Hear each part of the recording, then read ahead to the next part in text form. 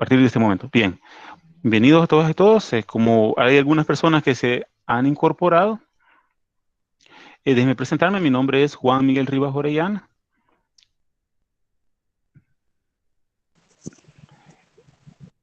Tengo el gusto de facilitar este módulo. Eh, Quizás así en poco, ¿verdad?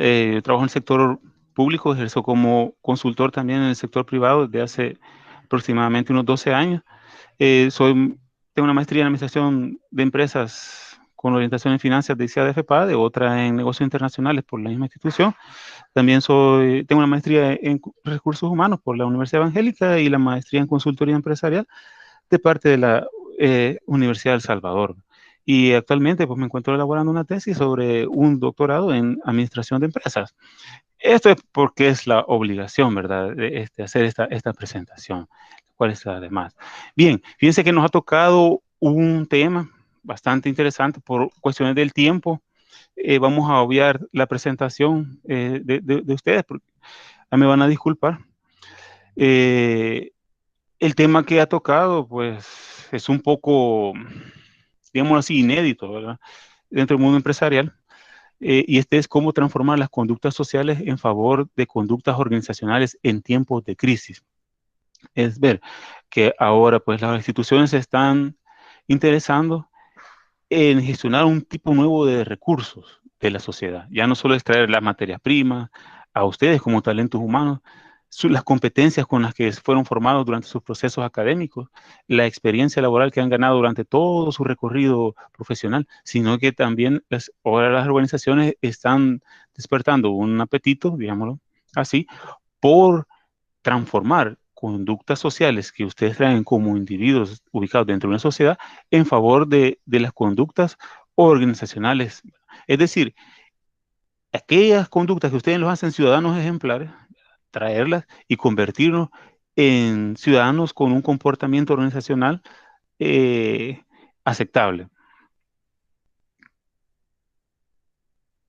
El contenido temático que vamos a ver va a distar mucho de, de lo que es una sesión de management, ¿verdad? De una sesión de liderazgo, de una sesión de finanzas. Vamos a irnos a contenidos que son un poco, digámoslo así, poco interesantes para muchos. Entiendo muchas de sus profesiones, sin embargo, son materias que también eran ejes comunes en nuestra formación académica. El primer tema que vamos a ver es la antropología social versus los paradigmas psicológicos y sociológicos del desarrollo conductual. ¿Por qué también estoy dando este tema? Digamos así, mi carrera base, yo soy trabajador social y a la par también soy profesor, y no profesor porque doy clases, sino que porque tengo formación pedagógica para ser profesor. Entonces, por eso pues se me asignó este tema y para que organizar el contenido. Después vamos a analizar cómo las necesidades humanas y los cohortes generacionales pueden ser considerados los motores de las conductas sociales. El tercer tema que vamos a ver es la gestión de factores antropológicos hacia conductas y valores organizacionales. Ya vamos a ir dando cómo podemos transformar esas conductas sociales en organizacionales a través de los valores, ¿verdad? Porque estas conductas organizacionales no tienen que andar ahí flotando en el éter organizacional, sino que deben obedecer al planteamiento estratégico, es decir, a los valores organizacionales dictados a par de la misión y visión. También tenemos la gestión de tendencias sociales hacia conductas y valores organizacionales. Es decir, no solo vamos a valorar conductas individuales, sino que también colectivas y ver cómo podemos capitalizar para nuestras organizaciones este, esta, estas tendencias sociales. Y por último, vamos a hacer un benchmarking de conductas organizacionales dentro de la industria textil. Bien, iniciamos. Antropología social y paradigmas psicológicos y sociológicos conductuales. Antes de iniciar, voy a ver si no hay alguien que quiera entrar a la plataforma. Permítanme. Bien, estamos. Permítanme.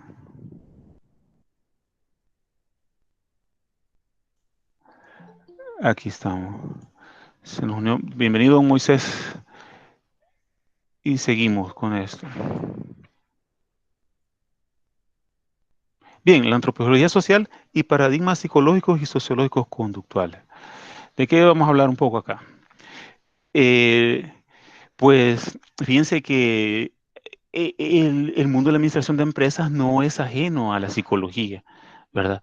Si ustedes se fijan, Elton Mayo, Hegel, eh, Taylor, han contribuido al desarrollo teórico de, digamos, en materias que se ven en la universidad como desarrollo gerencial, desarrollo organizacional, desarrollo corporativo.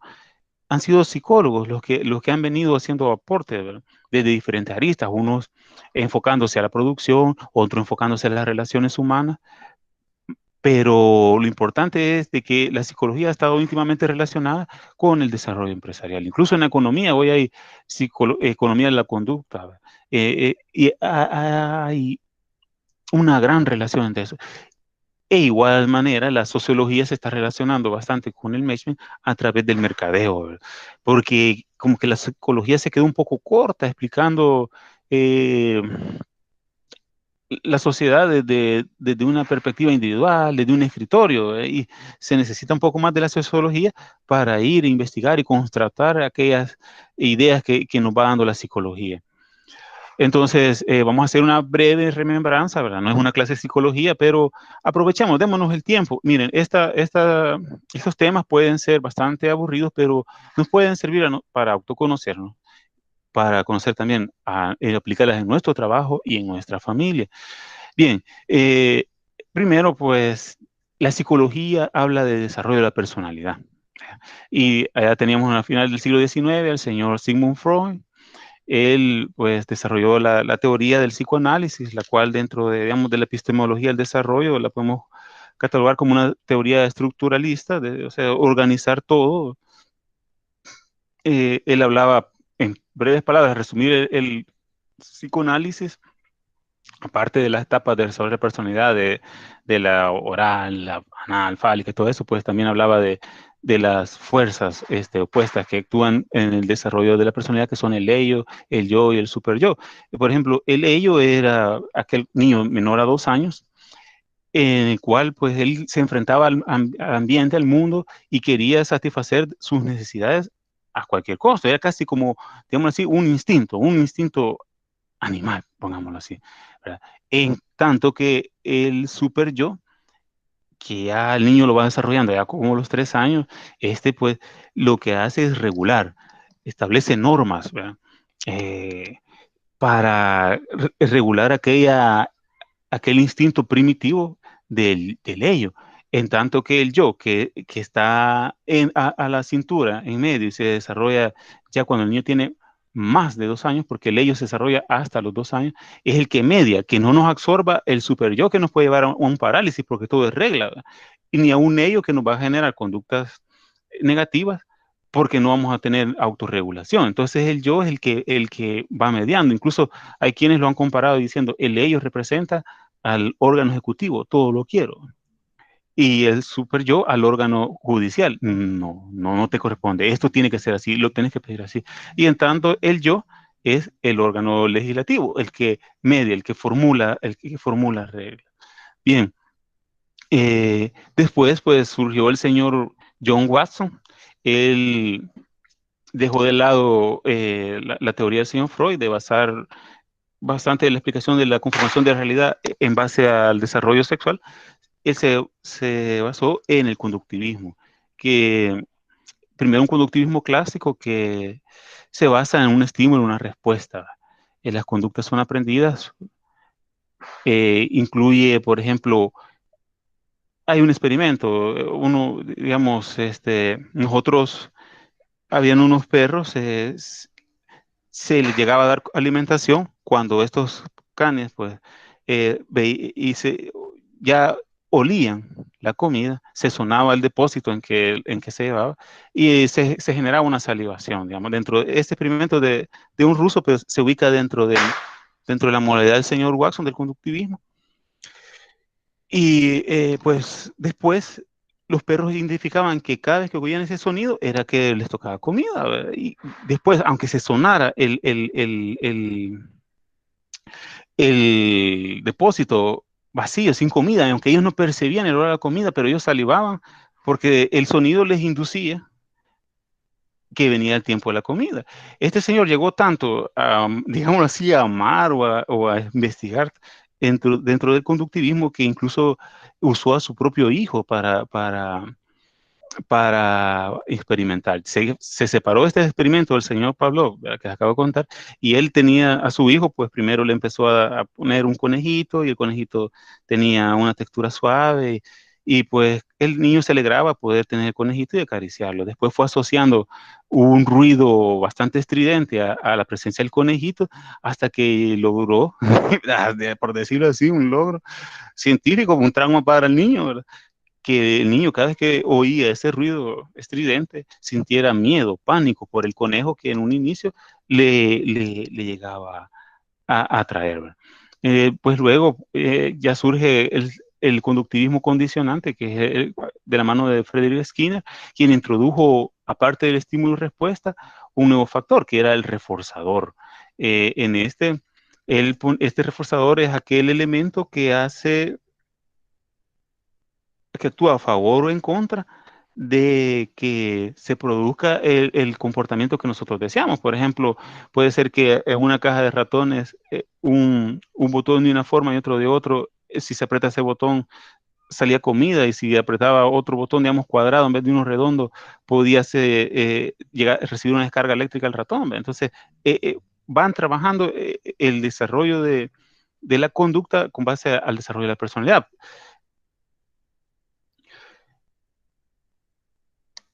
Y acá en esta matriz lo que vamos a sintetizar un poco es el desarrollo de tres diferentes perspectivas de desarrollo de la personalidad. Primero, el señor Freud habla del desarrollo de la personalidad. Él habla de una etapa oral en la cual pues el niño siente una necesidad de conocer y experimentar el exterior. Tenemos la etapa anal en la cual el niño logra tener control de su esfínter, ¿verdad? Y él relacionaba ese hecho de que nosotros podamos controlar nuestro esfínter con la capacidad que podíamos desarrollar o de acumular o de ser gastones, ¿verdad? Después estaba la etapa fálica, la cual el niño logra identificar o, digamos así, controlar su función para orinar, ¿verdad? Él va estableciendo las diferencias ya entre sexos y va surgiendo lo que él denominó el complejo de Edipo, que es cuando los niños se van no enamorando, ¿verdad?, sino que sintiendo una gran afinidad por su madre y cierta adversión subconsciente por su padre. Y las niñas van sintiendo una afinidad mayor hacia su padre y una cierta adversión o celo hacia su madre, que después se le denominó el complejo de Electra. Después está la etapa de la latencia. Esta etapa, pues, y ya no hay una zona erógena así delimitada a los genitales, ¿verdad? Aquí se congela, decía el señor Freud, la exploración sexual iniciada en la etapa fálica, debido a los castigos. Ya no es lo mismo estar viendo a un niño de 3 años explorando sus genitales que a un niño de 10 años, de 8 años, ¿verdad? Entonces hay una especie de sanción. Y esto restringe esa exploración sexual y puede crear algún tipo de confusión a nivel del rol sexual, ¿verdad? Luego tenemos la etapa genital, ¿verdad? En el cual pues ya hay cambios físicos evidentes, pues, ya en adolescencia. Eh, Nuevamente hay interés en la zona erógena o en la zona de los genitales, ¿verdad? Y esta se va produciendo hasta la madurez. Pero este es un enfoque completamente basado en el desarrollo sexual. Pues viene otro científico, otro psicólogo, el señor Jean Piaget, y él no explora lo que es el desarrollo de la personalidad. Él dice, no, es que lo que podemos buscar y tratar de explicar es el desarrollo cognitivo del ser humano. Y entonces él dice, bueno, tenemos una etapa sensoromotora, ¿verdad?, que se da entre los 0 y los 2 años, en el cual el niño lo que busca es explorar el entorno. Ese es su interés, identificar, ubicar. Es cuando el niño considera que el mundo no existe solo cuando él no estaba, sino que el mundo solo existe en donde él está, donde él puede percibir. Y como que todas las demás personas quedaran congeladas eh, cuando él no las está observando. Luego tenemos la etapa preoperacional. Yo no sé, es como le preguntó el señor Fayette a un niño de 2 años esa situación, ¿verdad? Fueron pruebas a través de las cuales él se fue llegando a a estas etapas, ¿verdad? Que distan mucho del señor Freud, ¿verdad? Y tienen una mayor aplicación en la educación que las etapas freudianas, que más que todo tipo eran como criminológicas, ¿verdad? Eh, entonces, bueno, en la etapa preoperacional, que va de los 2 a 7 años, el niño ya puede experimentar la capacidad de sentir, de sentir cómo sienten los demás, que es la empatía, y también de actuar, de interiorizar ciertos tipos de roles.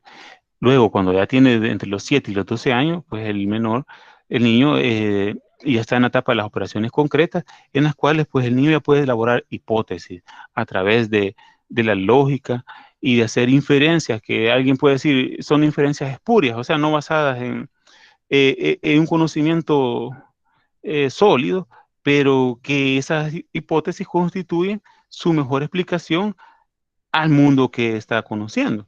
Y luego tenemos las operaciones formales, ya cuando el niño tiene más de 12 años, en las cuales ya el niño es capaz de hacer procesos de análisis de lo general a lo particular y de lo particular a lo general. Y por último surge otro psicólogo, el señor Eric Erikson.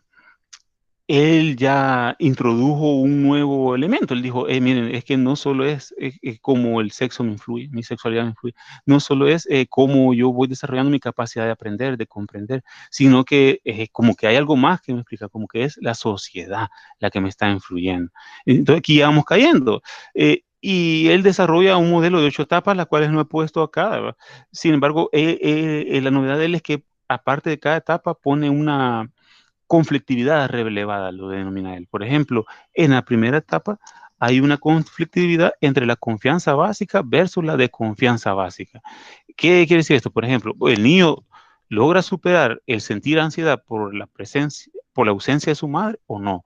Ese es como un elemento que nos indica que va superando esa etapa. Ya el niño ya no solo quiere brazos, sino, como dicen las mamás, sino que ya puede controlar el hecho de que no estar observando a su madre. Luego tenemos la conflictividad asociada a la segunda etapa, que se denomina autonomía versus vergüenza o duda, en la cual pues el niño es capaz de comprender someramente lo que es correcto según las normas que le imponen sus padres y lo que es incorrecto. Y es cuando vemos a los niños que se cubren el rostro, en evidencia un comportamiento no aprendido, innato en el humano, de que está experimentando vergüenza. El niño pretende desaparecer a cubrir sus ojitos. Luego, la tercera conflictividad que contribuye al desarrollo de la psicopersonalidad desde el punto de vista psicosocial de Erickson es la iniciativa versus la culpa. Es decir, entre los 3 y los 6 años, pues, soy capaz de establecer los roles que me asignan en la escuela, que se me asignan en las casas, o no logro el trato especial que yo veo que obtienen quienes sí logran acoplarse a esos roles. Luego surge otra conflictividad, que es la industriosidad versus la inferioridad. Es decir, soy capaz de producir, de producir lo que los demás esperan de mí, la tarea que esperan de mí, la función que esperan de mí, el rol que esperan de mí, o me quedo relegado, soy inferior, no estoy dentro de los 3 primeros lugares de mi escuela, de mi grado, ¿verdad? Entonces no soy nada, soy completamente inferior. Esos modelos de evaluación de aprendizaje que hay, ¿verdad? Que en el niño solo, en el aula solo cuentan los 3 primeros lugares y los demás, pues, ya todos son una sola unidad digamos así, de niños malos, ¿verdad? De niños inadaptados. Entonces no obtiene el reconocimiento social.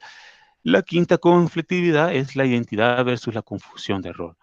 Aquí estamos ya ante los cambios biológicos, ¿verdad?, en el cuerpo, los cuales pues hacen dudar al joven, al adolescente, sobre el rol que va a tener, conforme un poco a lo que decía Freud en la latencia, ¿verdad? Aquella reprensión que hubo en la exploración genital que fue permitida durante la etapa fálica, luego es contenida en la latencia, pues se queda pendiente hasta que la persona llega a la edad adulta y luego genera otra vez esa exploración genital. Entonces acá el joven refleja esa pérdida de identidad. Digamos, no tengo el cuerpo que tienen las personas que son consideradas como masculinas, o la señorita dice, no, yo no lleno el esquema socialmente impuesto de una señorita atractiva. Entonces, la confusión no solo se puede entender desde el punto de vista sexual, sino que desde el punto de vista de salud mental, de la autoestima del individuo. Bien, luego la sexta conflictividad es la intimidad versus el aislamiento. Digamos, aquí ya la persona entra a su vida laboral y pues logra generar un compromiso con el mundo con respecto a tener cierto nivel de éxito y puedo tener una vida social reducida, porque no, aquí no estamos hablando de la intimidad sexual, sino que el hecho de que si yo, digamos, no estoy actuando colectivamente, en este momento yo no estoy con un grupo de amigos grande, es porque estoy en un momento de intimidad, estoy en un momento de intimidad familiar, estoy en un momento de intimidad con unas amistades, un número más reducido, pero ha sido mi elección. O pues si no he tenido el éxito debido que se supone debo tener a los 35 años, entonces voluntariamente no voy a estar en un estado de intimidad con otros hermanos, sino que voy a estar en un estado de aislamiento. O sea, voy a evitar el contacto. No es que voy a reducir la cantidad de personas con las que puedo interactuar, aparte de poder interactuar con un volumen mayor de personas, sino que voluntariamente voy a autoaislarme. Y la séptima conflictividad es la generatividad versus el estancamiento. Digamos, con base en la experiencia acumulada, ¿puedo yo ser un ejemplo para los demás? O simplemente me estanco en mi derrota, ¿verdad? Y continúo en ese aislamiento. Y lo último, la última conflictividad es la integridad del yo versus la desesperación. Pues, acá si bien es cierto, en la generatividad versus destacamiento, lo que la gente busca es una forma de mantenerse productivo, ¿verdad? Aquí, productivo a través de la reproducción de su experiencia con gente más joven, la capitalización de su experiencia, acá se llega a un punto en que se está reflexionando sobre lo que hemos vivido y vamos a ejercer una valoración sobre esa reflexión, sobre la experiencia que hemos tenido.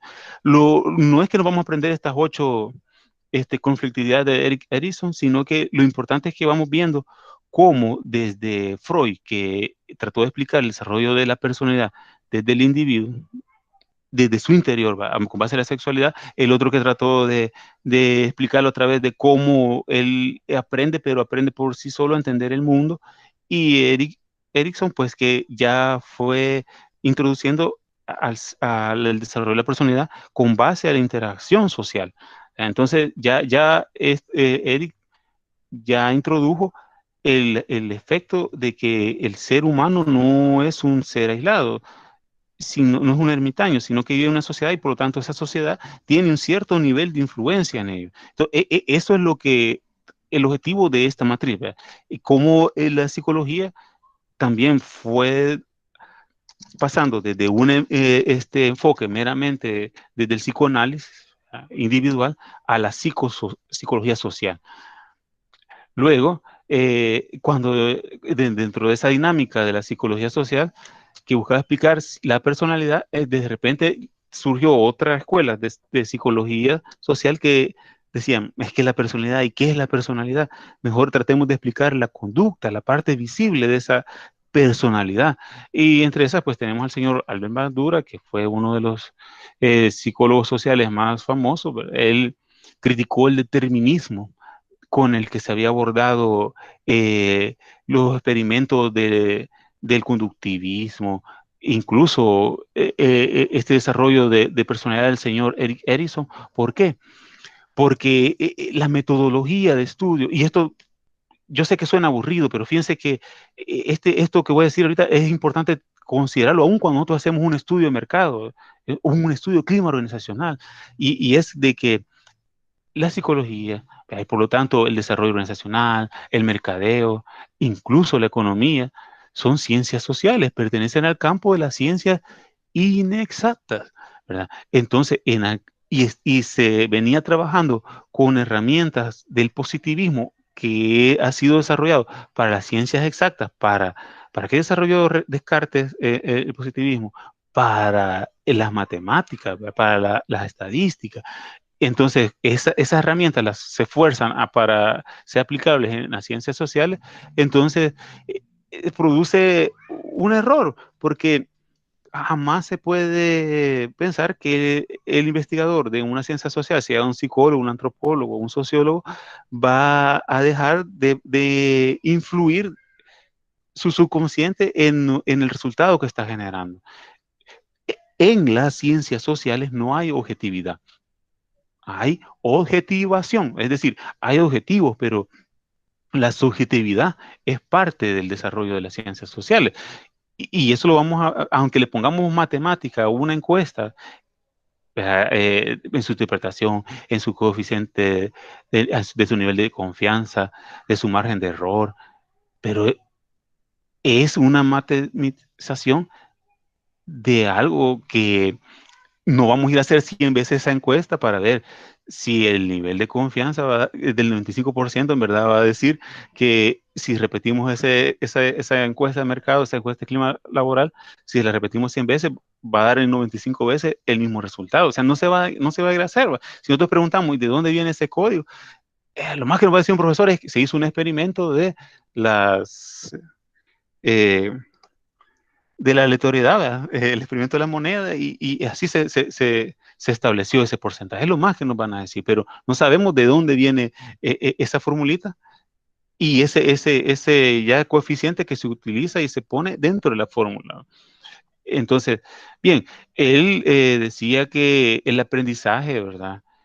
No se da también como una caja negra, que así la sociedad me influye, pero ¿y cómo? El aprendizaje para el señor Bandura se establece a través de la observación.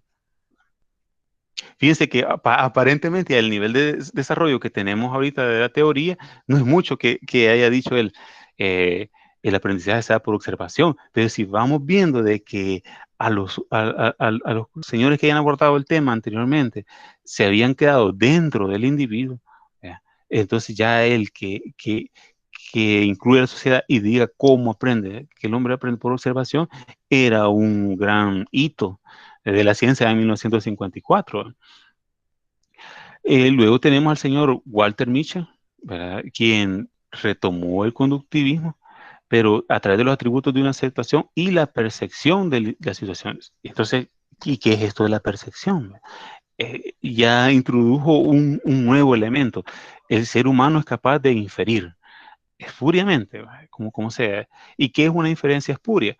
Digamos, cuando nosotros hacemos una afirmación para la ciencia. Recordémonos que las ciencias están secuestradas por el positivismo a la fecha. O sea, por el hecho de usar metodología de ciencias exactas dentro de las ciencias inexactas. Entonces, cuando nosotros decimos usted ha hecho una inferencia espuria o su opinión es espuria, es porque es una opinión cualitativa. Y dentro del positivismo, como no tiene una base matemática, un respaldo estadístico, entonces no es válida, es altamente cuestionable. Entonces a eso me refiero cuando les digo espurio. Entonces una percepción, ¿verdad?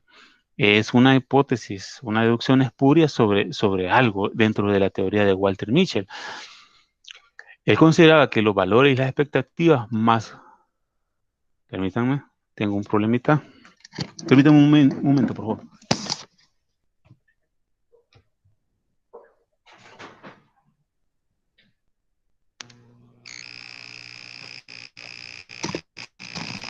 Aquí estamos, me estaba desconectando ya, no había conectado la batería.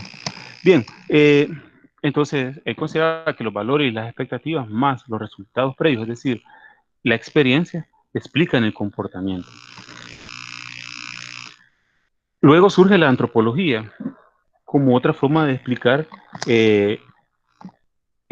cómo el ser humano forma su conducta. Ya dejamos de explorar cómo el ser humano forma su personalidad. Ahora estamos, y ya dijeron, eso es bien difícil, vamos a tratar de explicar cómo el ser humano forma el comportamiento que estamos observando nosotros actualmente, lo que observamos, lo visible.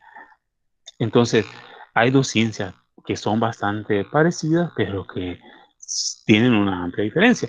La sociología es como que una ciencia que estudia la sociedad transversalmente, es decir, el aquí y el ahora. Es una fotografía, una panorámica de una sociedad, pero en un momento determinado. En cambio, la antropología es como que ustedes estuvieran en una cámara de video, un video. Él es longitudinal, agarra una serie de tiempo, estudia una sociedad cronológicamente, en fracciones de tiempo, ¿verdad? Más amplias que el simple ahora, ¿verdad? Lo contemporáneo. O sea, para la sociología es lo contemporáneo, podemos decir 5 o 10 años. La antropología se va a estudiar la historia 100, 200 años atrás para explicar un comportamiento de la hora y aborda holísticamente lo que es la dimensión cultural, la dimensión social, la dimensión económica y la dimensión tecnológica de una región. Ahora la sociología lo hace, pero con base a esos aportes que hizo la antropología. Entonces la antropología no es el estudio de ruinas, de ollitas, de culturas anteriores, ¿verdad? Sino que es una ciencia moderna, o sea, actualizable, que explica la cultura del hombre, pero para la antropología la cultura es todo lo que el hombre hace, no es cultura solo lo estético. Quizás otra forma de cómo ejemplificar la diferencia entre sociología y antropología, para dentro de ustedes, que veo que hay bastante personal ingeniero, ¿verdad? Es que la sociología, también del área de matemáticas, es que la sociología sería en que hagamos una encuesta para explicar algo. Y la antropología será como que hiciéramos una regresión sobre una serie de tiempo para hacer un pronóstico. Y la sociología nos va a dar un pronóstico con base a preguntar la misma cosa a varias personas, a una encuesta. Esa sería la dinámica. Bien, eh, hay que tener en cuenta, ¿verdad?, que la personalidad es lo que yo soy. La conducta es cómo me expreso. El humano tiene una herencia genética y una herencia social. O sea, tengo mi personalidad, mi dotación biológica y tengo mi conducta. O sea, lo que la sociedad me ha ido sumando y cómo yo reacciono a todos esos estímulos o demandas que me genera el entorno en que me desenvuelvo. Por lo tanto, el comportamiento tiene un origen social, que es la presión el, la presión del entorno la condiciona y la define. O sea, eh, el individuo es influenciado por el entorno y conforme la capacidad que tenga el individuo de incidir en su entorno, porque el individuo no es un sujeto pasivo, que solo es borbandeado por la sociedad. Él también tiene la posibilidad de incidir en la sociedad, pero depende de la capacidad o el nivel de incidencia que puede tener para transformar su entorno, es donde le frustra o le frustra menos la incidencia o la presión de, del contexto social en que vive. Y pues el comportamiento se debe al aprendizaje y a la madurez orgánica. Entonces, desde el punto de vista de la antropología, no ha separado el hecho de que hay un componente orgánico. No puedo tener un comportamiento como una persona de 15 años cuando todavía no se ha desarrollado mi sistema nervioso, eh, como lo voy a tener a esa fecha, ¿verdad? Entonces, puedo hacer una conducta plástica. Ahí vemos, por ejemplo, concursos en que hay niños imitando a adultos, niños que hablan serios y tienen una capacidad de memoria, aprenden algunas cosas y emulan la conducta de un niño, de un adulto, pero no están pensando. Si ese niño se sometiera a un experimento de reacciones, no, no va a tener el comportamiento de un adulto porque no tiene ese desarrollo biológico que va a respaldar ese comportamiento que está expresando. Para ponerles un ejemplo invisible, se dice que el mono los primates son seres que tienen inteligencia, pero hay un experimento básico. Por ejemplo, a un monito en un cántaro le ponen unos granos comida, él es capaz de identificar que dentro de ese es un depósito y que al interior hay comida.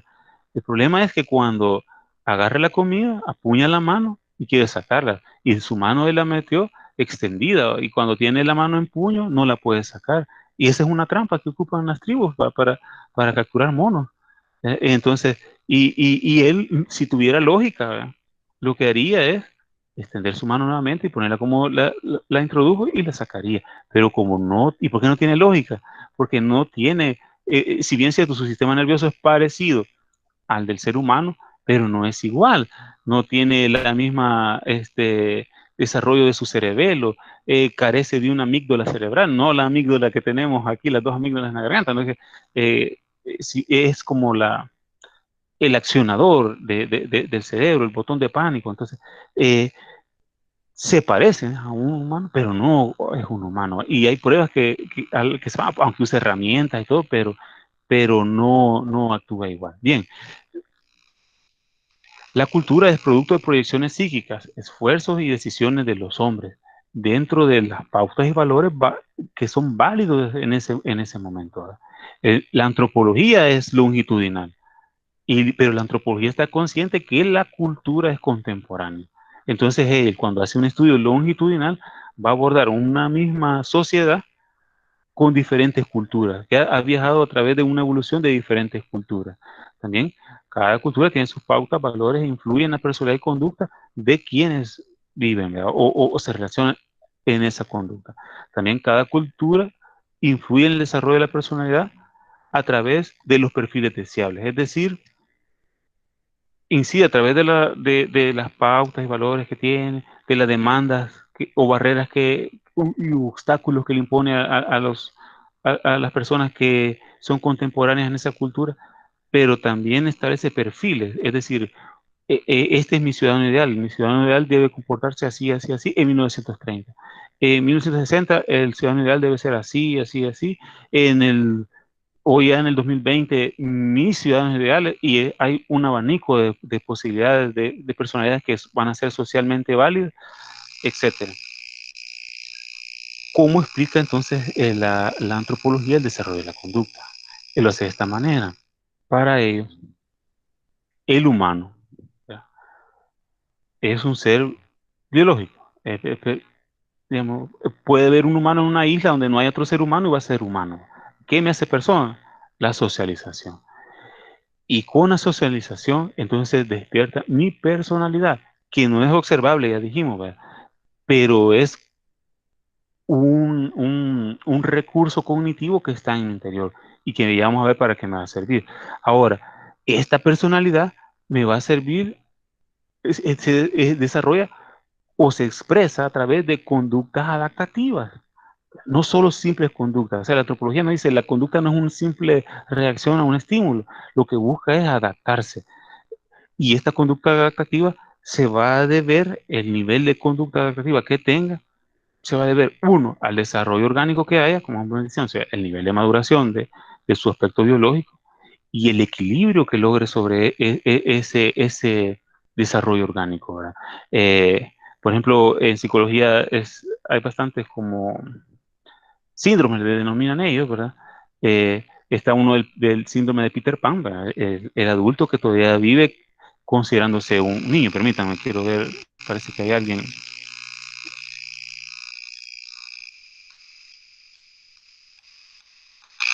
Vaya, dimos entrada a alguien más.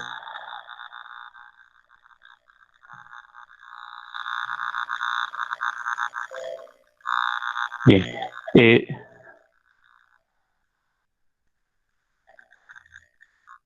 el otro componente, aparte del desarrollo orgánico, es la capacidad de aprender. ¿Por qué? Porque a través de su aprendizaje él va a saber qué es lo que la sociedad espera de él, qué es los recursos que él puede obtener de la sociedad, ¿verdad?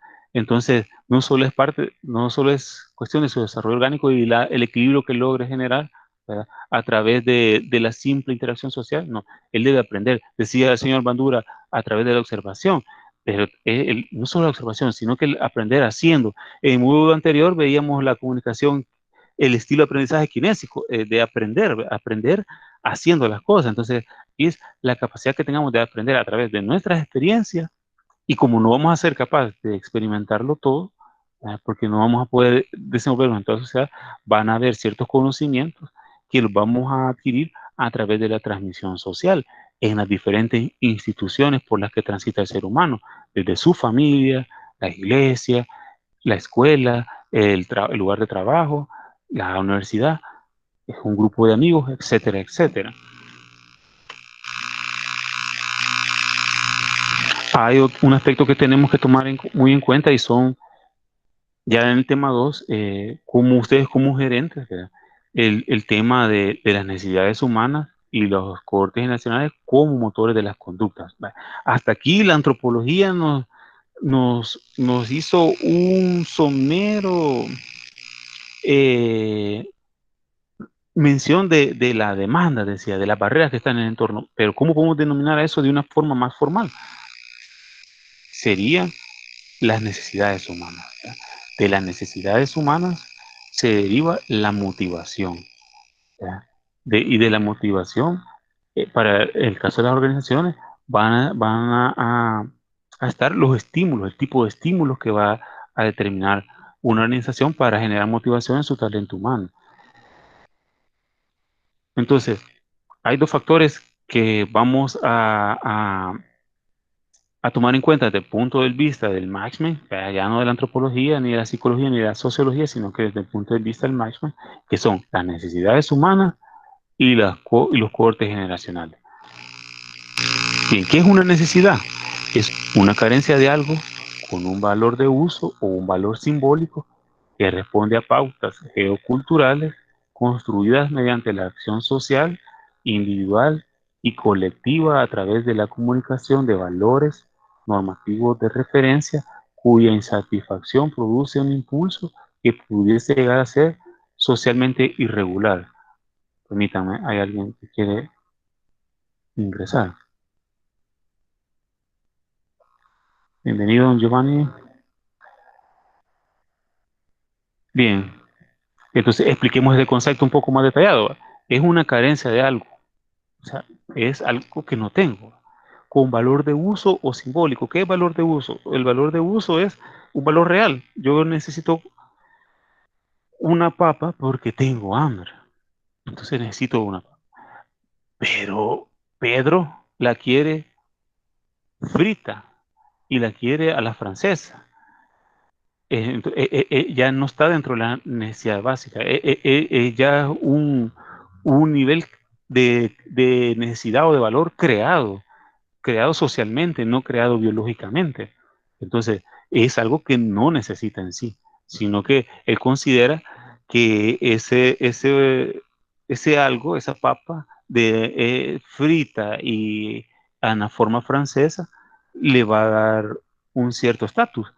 Entonces, esa es la diferencia entre el valor de uso y simbólico. Ahora dice que responde a pautas geoculturales, o sea, ubicadas en un lugar y un momento específico. Geo es en un lugar y una cultura es un momento específico del tiempo. ¿Cómo se construye? Mediante la acción social, o sea, en un medio, en una sociedad, a nivel individual y colectivamente, a través de la comunicación. Acordémonos que aunque yo esté individualmente, solito, frente a un televisor, leyendo un libro, leyendo una revista, viendo mi teléfono celular, viendo mi computadora, estoy aprendiendo, me estoy comunicando. Y también si lo estoy haciendo colectivamente, me estoy comunicando con personas y el otro me estoy comunicando con un mensaje de alguien que lo envió a través de un canal diferente. Entonces, de valores normativos de referencia. Entonces, hay algo yo vi a alguien que andaba con una papa francesa frita, ¿verdad? Y se miraba mejor. Yo vi a alguien que andaba con un zapato tenis normal, ¿verdad? Y le servía para caminar, pero vi también a otra persona que andaba con unos tenis de una marca cara, ¿verdad? Y vi que sus compañeros se acercaban y decían, ¿dónde los compraste? ¿Cuánto te costaron? Qué bonito, ¿verdad? Entonces, fueron valores normativos de referencia que claro, me quedé dentro de una necesidad con un valor de uso porque soy una persona con criterio amplio o porque no tengo el recurso para satisfacer mi necesidad a un nivel simbólico.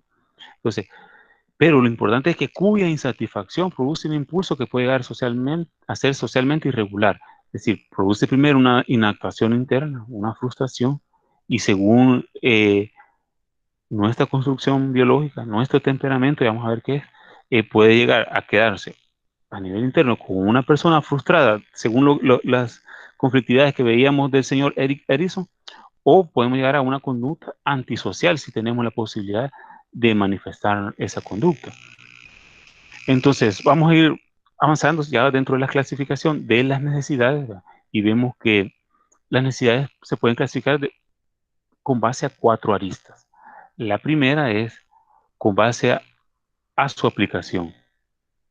Por su aplicación, estas pueden ser universales, es decir, las necesidades son parejas para todo el mundo, o relativas, ¿no? Hay ciertas necesidades para cierto momento, para ciertas edades, para cierto lugar. Entonces, no es que las necesidades son universales, no todas las necesidades son universales. Comer sí es una necesidad universal, pero no todas las necesidades van. Tener un bien gift como un abrigo de pieles no es una necesidad universal, es una necesidad relativa, también una necesidad, tiene un valor simbólico, pero puede, aunque no fuera un abrigo, pero un abrigo, por muy barato que sea, no lo voy a requerir aquí en el trópico como se va a requerir en el polo norte o en el polo sur, ¿verdad? Luego tenemos otra forma de clasificación es por su origen. Más allá de que si son de uso o simbólico, es si es una necesidad biológica o una necesidad social. Necesito comer, ¿ah? O necesito, por ejemplo, ponerme un zapato. Aunque alguien puede decir, no es que usar un zapato es una necesidad biológica porque ya nosotros estamos acostumbrados a caminar con zapatos y si caminamos descalzos no vamos a avanzar ni 10, ni 5 metros en el pavimento. Entonces podemos poner otro ejemplo de una necesidad social, ser parte de un grupo, ¿ya? Ir a un evento deportivo. Esa es una necesidad social, no es una necesidad biológica. Por su cobertura, puede ser, bueno, estas necesidades surgen individualmente. Yo necesito una vacuna del COVID, yo como persona, el mundo la necesita, ¿va? Como sociedad para seguir funcionando, ¿va? Pero yo la necesito como individuo. O colectivas, como por ejemplo, necesitamos derechos humanos, ¿ya? Para una colectividad. Necesitamos la lluvia, una colectividad para que haya energía eléctrica, para que hayan alimentos, etcétera, etcétera. Y la última es la que ya habíamos visto, que es eh, la clasificación por base a su valor de uso, que es el estrictamente lo necesario, y el valor simbólico, que es uno socialmente creado y que depende el monto según el valor que nosotros le pongamos. Por ejemplo, para un mango, pongámosles un ejemplo sobre un mismo producto, un mango en América Latina. ¿Cuánto daríamos nosotros por un mango panadés? ¿Cuánto es lo más que estamos dispuestos a dar por un mango regular que pese unas 10 onzas de la variedad panadés aquí en El Salvador? Andaremos queriendo dar $1, 1.25 en el súper. ¿Cuánto estará dispuesto a dar un japonés por ese mismo mango allá en Japón? 25 o $30. Entonces, digamos, para nosotros ese mango, o pongamos mejor un aguacate, ¿verdad? Es, tiene un valor de uso porque nuestra cena va a ser frijoles, aguacate, queso, digamos así, ¿verdad? Tiene un valor de uso y vamos a dar 40 centavos por ese aguacate. Allá en Japón van a dar $20 por ese aguacate, pero ellos no lo necesitan, lo van a hacer como un bien gift, porque tiene para ellos un valor simbólico. Bien, espero ir dejando claro estos aspectos. Y ya vamos a ir aterrizando al tema que nos atañe, al cómo se van a transformar las conductas sociales en conductas organizacionales en tiempos de crisis. O sea, cuando los recursos, como dijo Adam Smith, ¿verdad? Bueno, si es que el problema de la economía es este, ¿y cuál es? Es que, pues miren, los bienes son escasos, las necesidades son muchas, los recursos son pocos. Y lo fregado es que estos recursos para satisfacer esas demandas que son muchas, aparte que son escasos, admiten diferentes usos. Digamos, una madera la puedo ocupar para hacer una mesa, para hacer una viga, para hacer una silla, y es cara. Entonces, en ese, digamos así, en ese dilema se encuentran las empresas ahora, en estos tiempos de crisis, y dice, bueno, ya extraje las competencias de mi personal, ya extraje su educación, su formación, ahora quiero extraer las conductas sociales, quiero ver qué me puede sumar traer las conductas sociales y volverlas conductas organizacionales, capitalizar también no solo sus competencias, sino que sus conductas.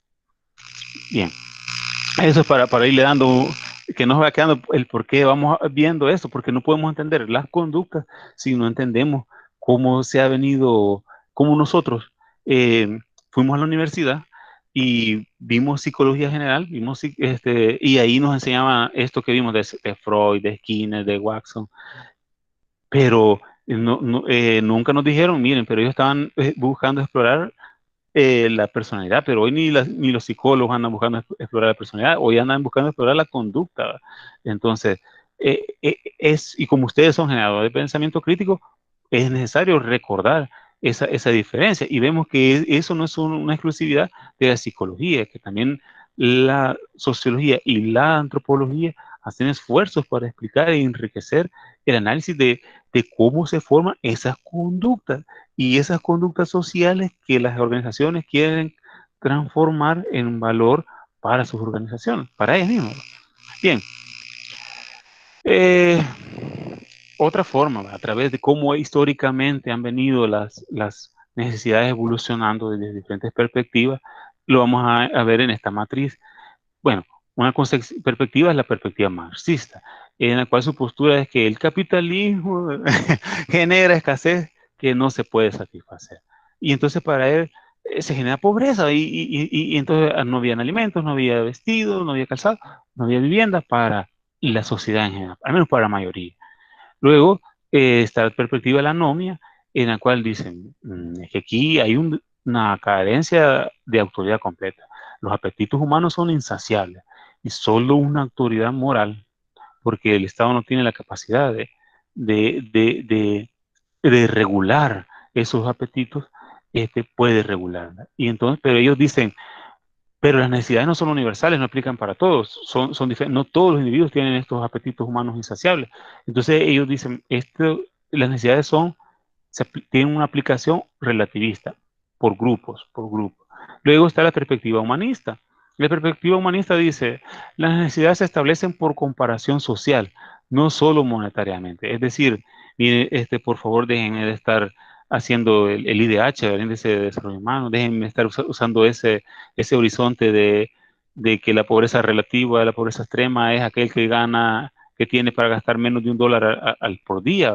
Entonces, porque las necesidades no solo son monetarias, hay necesidades de seguridad, de filiación.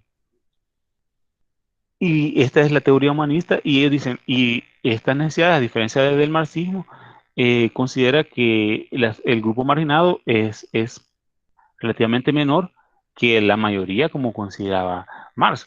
Claro, acuérdense que cuando se formuló el marxismo, pues comenzaba eh, digámoslo así, los resultados de la revolución industrial.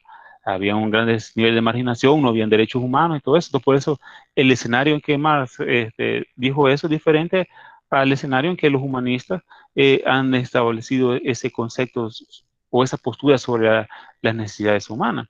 Luego Max Weber, pues, aparte de formar la burocracia, pues también estudió la motivación, y él dice que la motivación y la cognición, o sea, el pensamiento, la capacidad de educación, impulsan el cambio. El hombre puede cambiar su futuro, o sea, no está preso, no está predeterminado. Y entonces, pero él consideraba que las necesidades son universales.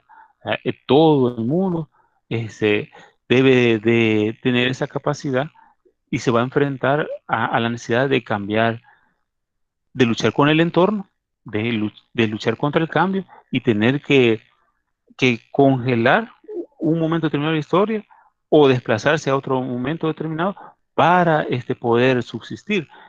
Entonces, pero él lo aplicaba para todo, las personas o para al menos una mayoría.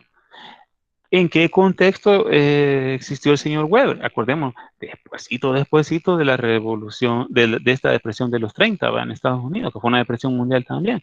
Entonces, es un concepto un poco en el mismo, en la misma sintonía que la del señor Marx.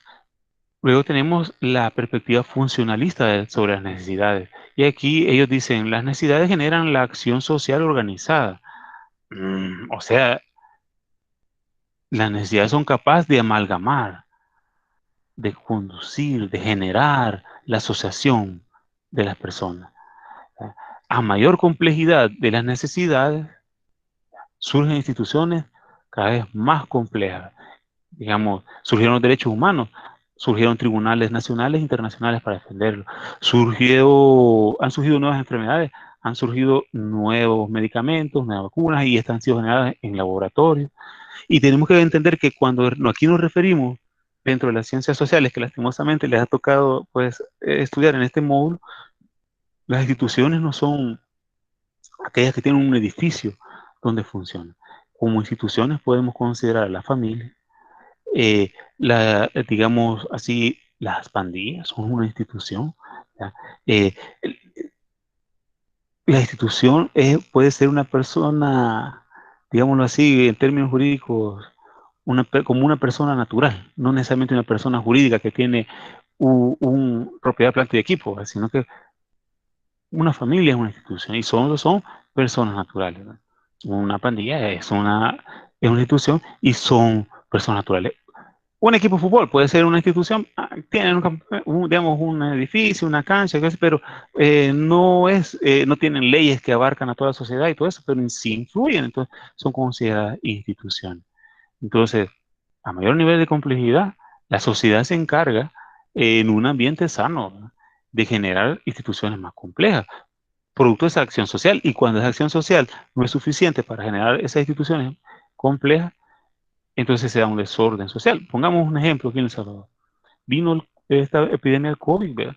Entonces surgió una institución, en este caso, no una institución, digámoslo social, ¿verdad?, aunque sí tiene un edificio, pongamos este hospital El Salvador que hicieron, ¿verdad?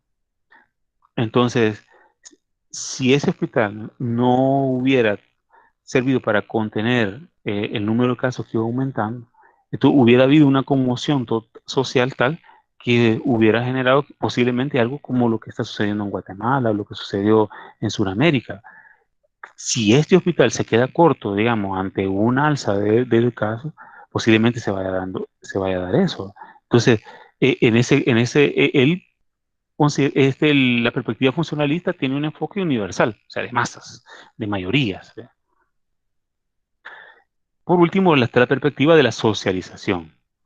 En esta, pues, las valoraciones y juicios colectivos e individuales modelan y modifican las necesidades. Es decir, si es cierto, yo vi al niño que tenía la papa francesa y yo ya no quiero la papa cocida, yo la quiero frita y la francesa, pero la interacción con mi familia, con otros adultos mayores o con otros niños, puede generarme a que yo vuelva a tener de esa necesidad con valor simbólico, me vuelvo a ubicar dentro de una necesidad con valor de uso. La sociedad puede actuar según la perspectiva de socialización, tanto en pro y contra, positivamente para establecer estas necesidades, y estas necesidades van a generar la motivación, y para satisfacer esa motivación, el individuo se va a expresar en conducta, en comportamiento. El enfoque de la perspectiva de socialización es relativista, es decir, como las instituciones tienen no solo la capacidad de satisfacer esas necesidades complejas, sino que también de trabajar de otra forma, de reducir ese apetito de valor simbólico. Entonces, no, no van a ser genéricas ni mayoritarias las necesidades, sino que van a ser relativistas porque se pueden trabajar. ¿Cuál es la utilidad de esta matriz? Sería la última, en que a las organizaciones van a llegar individuos con ciertas necesidades, ¿no?, pero la socialización va a hacer que esas necesidades, digámoslo, simbólicas, se transforman en necesidades de valor. Y esto me van a entender quizá un poco mejor quienes estuvieron en otro módulo cuando veíamos lo del liderazgo transformacional, que decíamos que el líder tiene que cambiar las expectativas de las personas. Y las expectativas de las personas se basaban en las necesidades que tenían. Yo les dije, no vamos a hablar mucho de necesidades porque ya lo voy a atarantar la otra semana con este tema de las necesidades y cumpliendo mi palabra, aquí estoy, ¿verdad? Bombardeando este aspecto.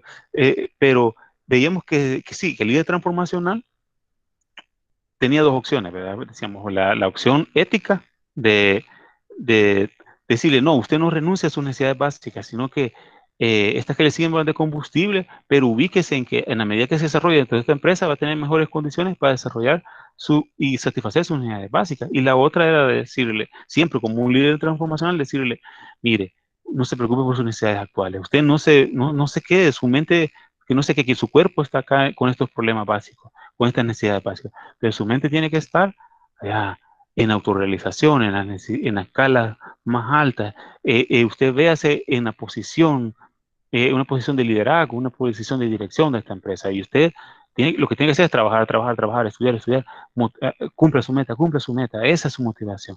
Entonces, vemos que eso no es un hecho aislado, no viene de un libro que cayó estas personas, el señor Burns, el señor Bass, pues desarrollaron estas teorías dentro de la influencia de la perspectiva de la socialización de las necesidades. Vamos a retomar otra vez dos psicólogos, ¿verdad? El señor Maslow, Abraham Maslow y el señor David McClellan, que explican desde dos posturas diferentes la evolución de las necesidades humanas. Ya muchos ya han estudiado esto, otros no, eh, pero mi obligación es explicarlo. Para el señor Abraham Maslow, él clasificó las necesidades en 5 etapas, que van desde la básica y hasta la de autorrealización. Es piramidal, ¿por qué? Es porque igual pudo haber hecho una matriz, ¿verdad? Es piramidal porque este modelo es discriminativo. Digamos, dentro de las necesidades básicas estamos todos. Todos tenemos necesidad de dormir, de comer, ¿verdad? La necesidad biológica. Bien, pero una cantidad más reducida es la que va a llegar al nivel de satisfacer necesidades de seguridad, es decir, tener una vivienda, tener educación universitaria. Entonces, como es menos el número de personas que van a ubicarse en el segundo nivel, hay que ir achatando. Entonces, por eso es que es importante la figura de la pirámide. Luego, no todas las personas van a lograr satisfacer sus necesidades sociales de filiación, familiares, de manera exitosa. O sea, muchas personas ubicadas en el nivel básico van a tener una vivienda que no van a poder pagar, o van a tener que alquilar, van a tener una familia, pero su capacidad real está dentro de las de necesidades básicas y por lo tanto se van a quedar ahí, no van a ser socialmente funcionales porque van a quedar frustrados en ese nivel. Solo los que han satisfecho las necesidades básicas van a pasar a la de seguridad de una manera satisfactoria. ¿Verdad? Entonces, si no ha pasado, si no ha completado un nivel, no puede pasar al otro de una manera satisfactoria. Ese es el principio de él. ¿Verdad? Entonces, por eso que se va casando. No quiere decir que alguien que con un salario mínimo no se casa. No, correcto, se va a casar. ¿Verdad? Va a tener familia, tener hijos, pero nunca va a salir de este aspecto de las necesidades básicas, del nivel básico. Bien, entonces llega al nivel de socialización, en donde son menos todavía. Esto es privilegiado, ¿verdad? Se va reduciendo.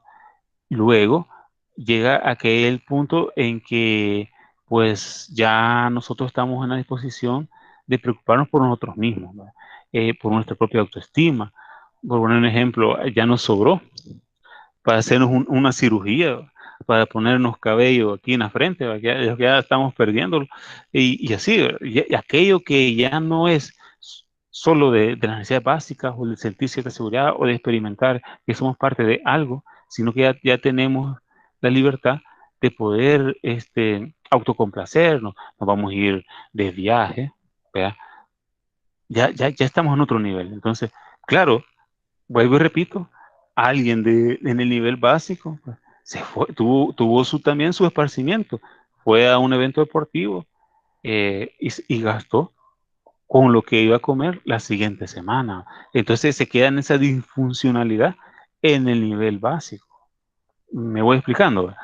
Y luego, por último, pues ya esta persona ha satisfecho todas sus otras necesidades, que ya él ya puede llegar a ser un filántropo, ya a ser parte del club rotario, digamos, el señor Bill Gates aquí, ¿verdad? Él ya no va a ir a trabajar, él va a ir a combatir la malaria en el África, el SIDA en el África.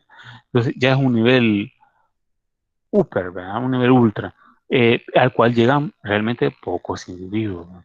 Entonces, así lo va viendo el señor Maslow, como un esquema discriminativo en el que van quedando individuos, la mayoría abajo y solo pocos van escalando de una manera socialmente funcional. El señor David McClellan lo que propone es un esquema diferente. Él dice, no, miren, en verdad lo que conviven de manera simultánea, son tres necesidades. Las necesidades del logro, o sea, lo que yo quiero ser, lo que yo quiero obtener. La necesidad de poder, ya no de lo físico, lo que yo quiero tener físicamente, sino que lo que yo quiero tener, el nivel de autoridad que yo quiero tener, y la familia que yo quiero, digamos así, de un punto de vista egoísta, manejar, ponerlo así. Y de filiación al grupo social que yo quiero pertenecer. Eh, la familia que yo quiero en alguna manera ser parte, ya es otra parte, mi familia o la familia de que yo formo parte. Entonces, pero estos tres coexisten, solo que el ser humano va a tener mayor inclinación por una.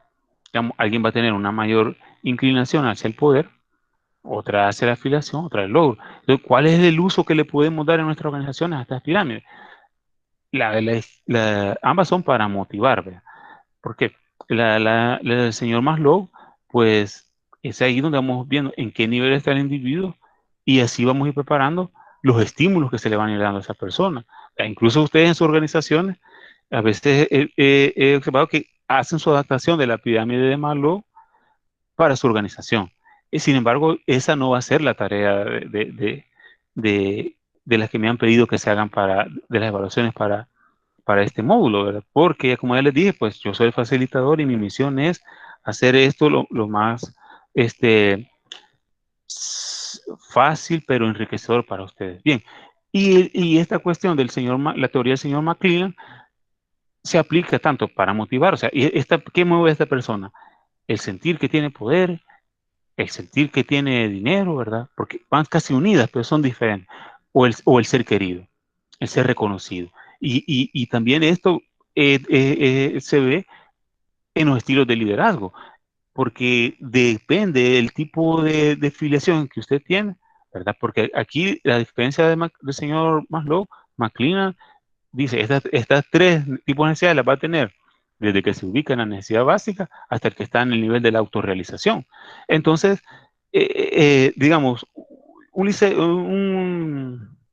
un líder inclinado a la afiliación, ¿dónde pudiese estar él ubicado? Pudiese ser un laissez-faire. ¿Por qué? Porque él lo que quiere es ser querido por su personal. Puede ser un líder condescendiente, puede ser un líder positivo. Es lo que quiere es ubicarse. Mm, un líder autocrático, ¿dónde se ubicaría? Dentro de la dimensión de la necesidad de poder. O sea, ¿dónde se ubicaría un líder, digamos, democrático? Un líder transformacional. Se ubicaría con una mayor inclinación al logro, porque es cierto, va a tener asociado, y eso es lo que les decía, hay uno fuerte y otro anidado, ¿verdad? Posiblemente un líder transformacional va a ser su fuerte, va a ser o principal, va a ser la necesidad del logro, pero anidado va a tener la de filiación, o sea, es ser reconocido porque sabe él que a través de ser reconocido y ser un referente para su talento humano, él va a poder influir en ellos. Y, por ejemplo, un líder transaccional, que era el otro que se parecía, puede ser decir, él está ubicado como fuerte en el logro, él quiere obtener metas, pero no le importa mucho ser reconocidos, veíamos, sino que lo importante es tener poder. Y entonces por eso es que establece él sus estímulos monetariamente, ¿verdad? ¿Ya? Y ahí vamos viendo cómo estas herramientas sociales en verdad han venido y seguirán mientras no hay otra, influenciando en el desarrollo de las teorías eh, de management o de administración. Y hay algo que generalmente se olvida, ¿verdad? Entonces, como ya habíamos hablado de la motivación, ahora cómo formular los incentivos. Y hay diversidad de teorías, pero yo siempre me he casado, digámoslo así, con el señor Friedrich Herzberg. Este señor dice, miren, todo lo que motiva a la persona y los estímulos que podemos diseñar para ellos, los vamos a clasificar en dos. Vamos a tener factores higiénicos y factores motivacionales. ¿Qué es esto de los factores higiénicos y los factores motivacionales? Bien, los factores higiénicos son aquellos que son denominados así porque si desaparecen, si una organización no los da, va a haber problemas. Uno es el salario. El salario no me motiva. Recuerdo que una vez, hace muchos años, recién había entrado a trabajar yo en un lugar, ¿verdad? Me dice un jefe, ¿usted no se siente motivado? Me dice. Y entonces, pues yo, mi respuesta a mis 18 años, ¿verdad? Fue, no, le dije, no se siente motivado, me decía, no, no le han pagado hoy, me dice. Sí, le dije, hoy me pagaron, y eso no le motiva a usted. Y pues entre la imprudencia, le dije, pero es que eso me lo he ganado, le digo, o sea, no me motivaba a mí, o sea, era un contrato, ¿verdad? Y yo hacía determinadas funciones y me iban a dar un determinado salario. Entonces no le veía qué era lo motivante, ¿verdad? Entonces, es un factor higiénico. Si no me hubieran pagado, quizás hubiese habido algún tipo de problema, pero no, estaba. Entonces, es de salud, digámoslo así, ¿verdad? Otro es las condiciones físicas del trabajo. Hay iluminación, hay una temperatura adecuada, hay un entorno físico seguro, pues nunca me voy a fijar que ahí estaba la lámpara, hasta el día en que alguien se cayó porque estaba arruinada, ¿verdad? No me voy a dar cuenta, no me voy a sentir yo motivado porque mi oficina tiene aire acondicionado. O sea, lo veo como algo más. Pero de repente entro y no funciona. Ay, como que nací con aire acondicionado.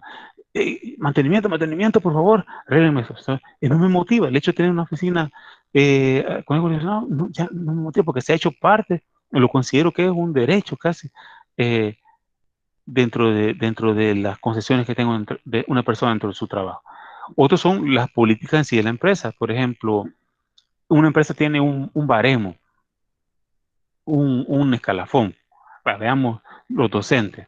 A ellos, al cumplir tantos años de trabajo, les aumentan un poquito más. A los señores de salud también. Entonces, el hecho de llegar, que hoy me van a aumentar X cantidad porque llegue a X tiempo, eso no me va a motivar, ya lo sabía desde que entré. O sea, eso ha estado siempre en mi mente y cuando llego no es algo que me motiva, ¿verdad? El hecho del cumplimiento de los derechos laborales y todo eso, en el sector público casi que se considera como algo inerte, ¿verdad? Diferente al sector privado, en que a veces es un poco más difícil el cumplimiento de los derechos laborales. Por ejemplo, que, la, que yo pueda tener facilidades para relacionarme con mis compañeros, lugares, áreas de descanso. No, si eso lo establece la ley de prevención de riesgos en lugares de trabajo, que dice que son tantos empleados, tiene que tener un área para comer, tiene que tener áreas de esparcimiento, etcétera. Eso ya está dado, eso no me motiva. Si yo estoy creyendo que con ir a pintar la cancha, la sala de ping-pong, como una sala de ping-pong, con ir a pintar las mesas de cemento donde almuerza el personal, voy a motivar. Otros dicen, voy a dignificar mi lugar de trabajo. Eso no está generando motivación. Está manteniendo, si está contribuyendo, está manteniendo la salud de la organización, el funcionamiento, lo que tenemos ahora, le está dando mantenimiento. Pero eso no va a generar que mi organización se desplace. Los estatus, por ejemplo, el uso de título. ¿Verdad? Veamos, por ejemplo, las instituciones armadas, como el ejército y la policía, ¿verdad? La diferente variedad de grados y los nombres que tienen en su jerarquía. Eh, para ellos ya no es algo motivante porque saben que a determinados años llegan a tal nivel de puesto. Sí, entonces, yo soy gerente junior, yo soy gerente, yo soy CEO, y hasta también el de gerente de mercadeo tiene un nombre parecido, el de finanzas, todos ya vamos llegando a ser CEO, ¿va? Entonces, pero eso no me va a motivar. Es algo que yo lo consideraba como algo que me había ganado, como algo a lo que tengo derecho. ¿Qué es lo que, según el señor Hesberg, me motiva en verdad? Esos son los factores motivadores. Bueno, gran descubrimiento, pero ¿cuáles son? Por ejemplo, el hecho de que me asignen tareas estimulantes. Mm, Por ejemplo, la certeza de que estoy contribuyendo en la realización de algo de valor, que mi opinión fue tomada en cuenta, que saber que soy parte del éxito de esa empresa. Esto no fue tomado con base en una respuesta tácita, sino que fueron también respuestas extraídas del comportamiento, de la parte que se percibe, no que se ve del trabajador. Claro, un aumento de salario me va a motivar y va a mantener el funcionamiento, pero va a tener un nivel de motivación corto. En un momento dado, el nuevo poder adquisitivo que me dio ese aumento salarial se quedó congelado y yo sigo comparándome con otro empleado que hace mi misma función en otra empresa, con mi vecino, con mi amigo, con mi compañero de estudio que trabaja en otra empresa. Entonces, eh, pierde, ¿verdad? Pero si no hay aumentos, también van a haber un entorno mal, pero en sí ese aumento no es motivador. Entonces, pero el enriquecer mi puesto, el que la persona sienta que está haciendo o tiene la posibilidad de hacer carrera en su organización, eso me va a motivar. El sentimiento de autorización, es decir, la posibilidad de manifestar la propia personalidad y de desarrollarse plenamente. Es decir, la posibilidad de poder expresar mis ideas, hacer mis aportes no solo al nivel de innovación, sino que de creatividad, sino que también de innovación, es decir, cómo ejecutar esa idea creativa, que es el proceso de innovación. Entonces, el nivel de participación que me dan, no me dicen, ah, qué buena idea, la van a trabajar los expertos, sino que se me da la oportunidad de aprender en el desarrollo de esa idea brillante que yo he tenido. Entonces, tengo un sentimiento de autorrealización, que voy siendo parte de equipos de mejora continua, de equipos que se diseñan para estructurar algo, una tarea, un proyecto, etcétera. ¿Qué más me motiva? El reconocimiento de una labor bien hecha. Es decir, la retroalimentación, aquello de que me confirmen que he realizado un trabajo importante y de una manera apropiada. Bueno, y no es que solo me van a felicitar cuando haga un trabajo importante, sino que el hecho de que yo considere que el trabajo que diseño, desde una línea de producción, desde subir una pluma al ingresar a una planta de producción, es importante, está sumando a la visión y a la misión. Entonces, soy felicitado. No le vamos a llegar a decir, don Juan, lo felicito porque usted levanta la pluma de una manera aquí en la entrada como nadie más la puede levantar. Y cuando usted está aquí, no es igual a la pluma. Se levanta de un solo y empieza a temblar de arriba. En cambio, usted lo hace bien, ¿verdad? No, si vamos a, don Juan, lo felicito. No hemos tenido quejas de usted. Mire, las personas que me vinieron a felicitar me comentaron que usted los recibió de una manera muy amable, los orientó. Me dice, como pocas veces han sido recibidos en una planta de producción. Ese es el nivel de reconocimiento por una labor bien hecha que se esperaría. ¿Verdad? Eh, el logro o cumplimiento, la satisfacción, ¿verdad? La oportunidad de realizar cosas interesantes. ¿Verdad? Pero ya generadas a diferencia del primer nivel, ¿verdad? Que ahí es que me asignen, por ejemplo, la gente en los laboratorios, ¿verdad? Ellos, su éxito se basa en múltiples equivocaciones, ¿verdad? Van equivocando, equivocarse es parte de ir generando un aprendizaje. Aquí ya se refiere al hecho de ser parte del logro, o sea, de que la organización comparta de que el hecho de haber sido la mejor organización en determinado campo, en determinado mercado, se debe al trabajo que yo estuve desempeñando allá, parado esas 8 horas, desempeñando tal función o un determinado rol en una línea de producción. Y por último, otro factor que motiva, según la teoría del señor Hesberg, es el ir adquiriendo mayor responsabilidad. Eso no quiere decir mayor autoridad, mayor mando, ¿no? Que mayor responsabilidad. El logro de nuevas tareas y labores que amplían mi puesto, o sea, ir, lo que decíamos, enriqueciendo. No es que vamos a ir asignando funciones diferentes, sino que a las funciones actuales le vamos a generar mayor valor agregado. ¿Cómo? Ustedes conocen la realidad de sus organizaciones y saben cómo pueden enriquecer ese puesto sin que ese objetivo deje de ser retador, deje de ser lógico, realizable, y que no va a generar motivación, sino desmotivación a la persona. Entonces, en la posibilidad, en la medida en que esa mayor responsabilidad le vaya dando un mayor nivel de autonomía a nuestro, eh, a nuestro empleado. Fíjense que eh, había un docente, ¿verdad? Que, bueno, llegó a la clase, se presentó tipo, nomás llegar, pues persona bastante soberbia, graduado en el INCAE, ¿verdad? Entonces, estudiantes de la evangélica, ¿verdad? No, y pues el temple que dio era el de una persona bastante, digámoslo así, explotadora. Y entonces hizo un comentario, dijo, miren, dijo, cuando yo voy para mi casa, allá yendo para el puerto, está mi casa ahí, ¿sí? Y paso ahí por el Salvador del Mundo, pues yo y veo los edificios con el gran puño de luces encendidas, digo, y entonces automáticamente mi cerebro se fue y dice, digo, eso sí trabajan, ¿va? Eso es lo que va a decir, que no sé qué.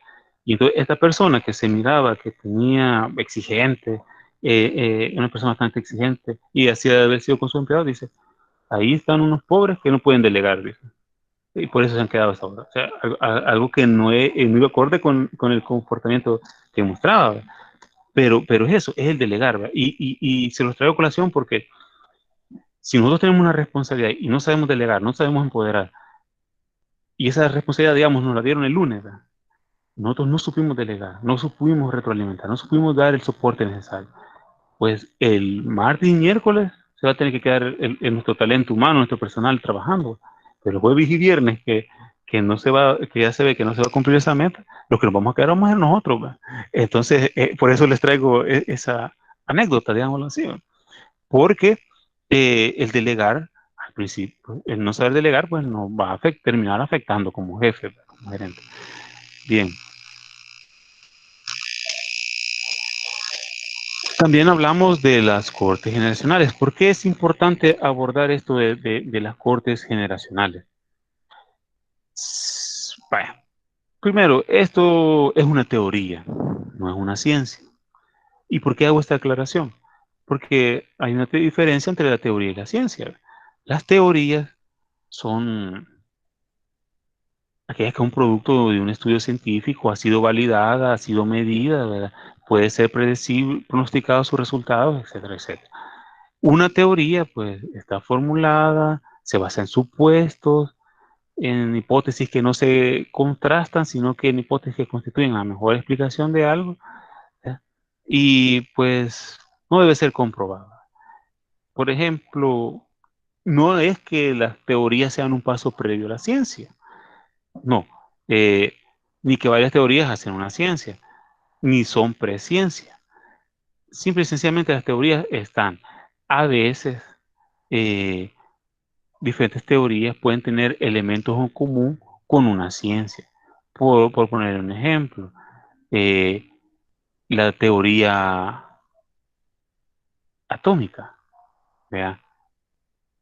Hay una ciencia atómica, hay una teoría cuántica del tamaño de las partículas, pero esa teoría cuántica es una teoría, esa no se va a probar. La ciencia atómica sí, ya generó algo. pero tienen un elemento común. ¿Cuál es el elemento común? La energía atómica, ¿va? Entonces, como les digo, no son presencias, no son apéndices de ciencia, pero pueden contribuir. Entonces, esta teoría, ¿por qué les traigo esto? Porque es algo debatible. Muchos de ustedes van a decir, esa es paja, dejo de las teorías, ¿de dónde están? En muchas ocasiones, por ejemplo, en el caso de las últimas generaciones, en verdad que se están comportando según patrones que les están diciendo, ustedes son tal generación y deben de comportarse así y así, ¿verdad? Pero tienen un amplio uso en marketing, tienen incluso actualmente en la economía del comportamiento, y por qué no lo van a tener dentro del desarrollo organizacional, que no se va a desligar de las ciencias sociales, de la psicología, de la sociología, de la antropología. Entonces, por lo tanto, vale la pena abordar este tema. Bien, eh, son hasta la fecha 6 generaciones en las que se clasifica a los seres humanos que han habitado el tercer planeta del sistema solar durante el presente siglo. Primero, bueno, al menos a partir de 1928, tenemos primero una que se denomina la generación silenciosa. Esta, pues, surgió debido a la caracteriza un evento mundial, como es la Segunda Guerra. Bueno, entonces, en ellos creó que muchas personas a nivel del mundo observaran una conducta bastante estandarizada. Eran personas austeras, personas bastante trabajadoras, workaholic, gente empeñada. Aquí están aquellos obreros de mayores hoy de 70 años, ¿verdad? Que hacían una pared, pero era un arte esa pared, ¿verdad? Estaba bien hecha, a plomo, ¿verdad? Hacían un mueble al rostro, decían, al rostro. Ese mueble no queda en el aire, no queda, digamos, patojo, como dice la gente, esa mesa, porque todo es cuadra, ¿verdad? A perfección. O sea, iban con pasión al desempeño de su trabajo, ¿verdad? Eran bastante personas orientadas al esfuerzo, al ahorro, al sacrificio, o sea, al perder su tiempo libre para, si tenían una oportunidad laboral, para sumar más a su familia, porque venían de vivir la crisis post Primera Guerra Mundial y la crisis durante la Segunda Guerra Mundial. Luego surgen los baby boom, y los baby boom, pues, se llaman así porque son el boom del boom demográfico que hubo después de la Segunda Guerra Mundial. Eh, Después de la Segunda Guerra Mundial, a diferencia de la Primera Guerra Mundial, que lo que hubo fue una recesión mundial, se implementaron modelos económicos. En Asia, por ejemplo, el Plan Marshall. En Latinoamérica se empezó la Alianza por el Progreso y así.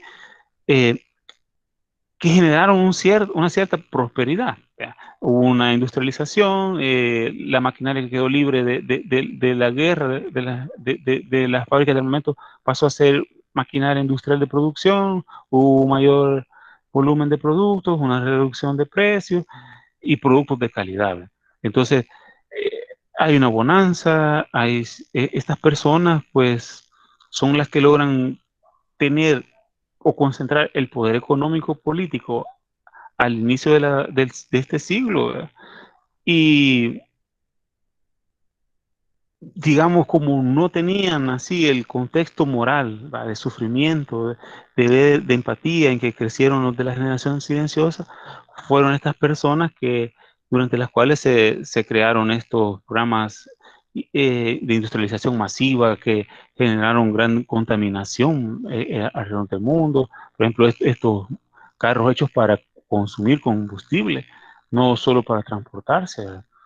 Todas estas fábricas, el inicio de la contaminación mundial, etcétera, etcétera. Las grandes diferencias entre los niveles de distribución de ingresos de la riqueza se fue dando de una manera más marcada, ¿verdad? Surgió una nueva clase social que irrumpió a las generaciones que tenían estatus económico antes, pero no llegó a ese boom, digámoslo así, a un mayor número de personas. Luego eh, surge la generación X. Esta generación surge en el escenario de la globalización post Segunda Guerra Mundial, pero dentro del contexto de la Guerra Fría, es una globalización limitada en ciertos aspectos, ¿no? Un perfeccionamiento de la maquinaria industrial que hace un aumento del consumo, pero también viven una crisis, ¿verdad? Enfrentan la crisis de los 70 y no como conductores, como la gente a cargo, sino, digámoslo así, como víctimas, la enfrentan en sus primeros años de vida, ¿verdad? Como, digamos, como están enfrentando ahora los niños esta crisis del coronavirus, ¿verdad? Como sujetos pasivos que no pueden, el trauma que nosotros estamos generando, se quiere hacer en nuestra salud mental, por tener que salir a trabajar, desempeñarnos en medio de esta pandemia, ¿verdad? Si bien es cierto, va a afectar nuestra salud mental, pero no va a afectar como está afectando a los niños, ¿ya? Entonces, esta generación fue afectada por esa crisis, ¿no? Y uno de los desequilibrios que se dieron es precisamente este, una de las patologías, por decirlo así, ¿verdad? Que no es una patología, no que es un síndrome, es el de Peter Pan, aquella persona que no se equilibran entre, son niños en la mente de un adulto, ¿verdad? Entonces, pero es gente que comenzó, por ejemplo, lo de la conservación del medio ambiente, eh, aquello, miren, estudiemos esto de la pobreza, pongámosle nombres, creamos el IDH, miren, esto no solo es que de derechos humanos, que, así que están ahí y solo es para que, que puedan recurrir a ellos quienes pueden pagar quien los defienda, ¿verdad? Quien los reclame en su nombre, sino que creamos una organización mundial para el desarrollo humano. Entonces, la ONU tuvo que crear el programa de desarrollo humano, el PNUD, y fueron creando todo ese contexto de sesiones. Los economistas que escribieron El capitalismo, a la escuela de Chicago, entonces, Gordon Hamilton, está entre los baby boomers. Ya Samantha Yen, Zen, todos estos de la psicología, de economía social de mercado, de la economía del desarrollo, ya son de esta generación con un nivel de conciencia diferente. Eh, entonces, esta generación lucha, por ejemplo, contra el cambio climático, contra ese abuso que han generado sus predecesores, los baby boomers. Ya surgen aquellas primeras iniciativas de protección de grupos vulnerables. Ya la comunidad LGBTI comienza a ser más evidenciada como sujetos de derechos, comienza a haber mayor apertura a los derechos de las mujeres, etcétera, etcétera. Bien,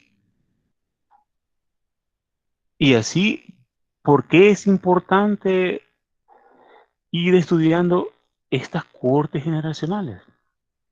Nosotros ya no vamos a tener en nuestras organizaciones a alguien proveniente de la generación silenciosa.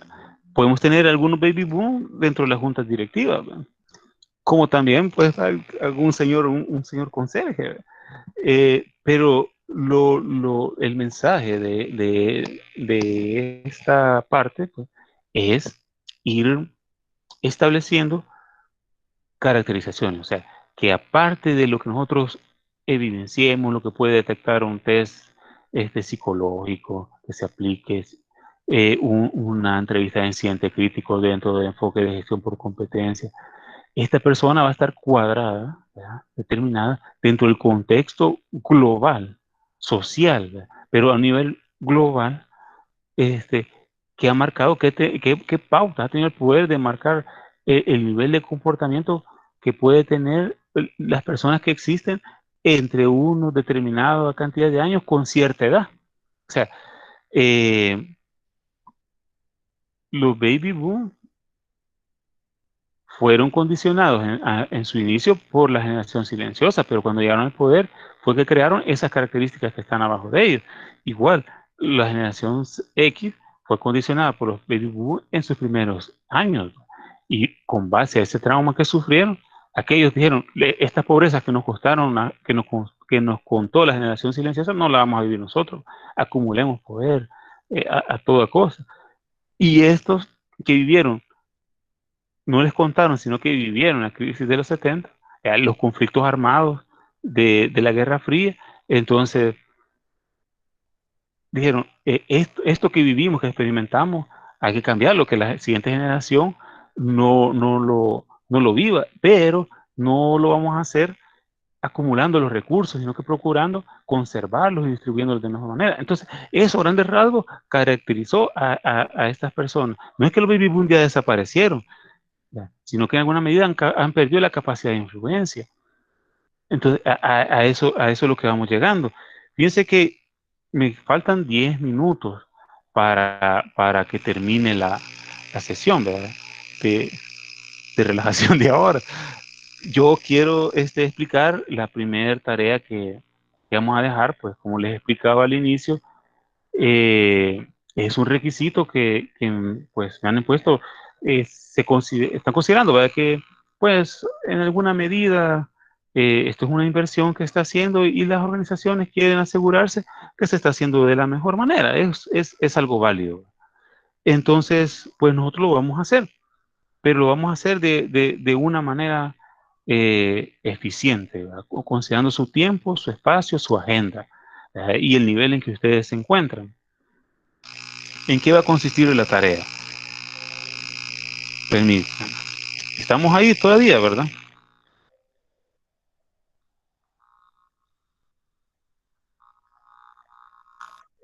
Bien. Ahí van Sí, a disculparme, por favor, ¿verdad? El tema no es muy, quizás atractivo, ¿verdad? Para la mayoría.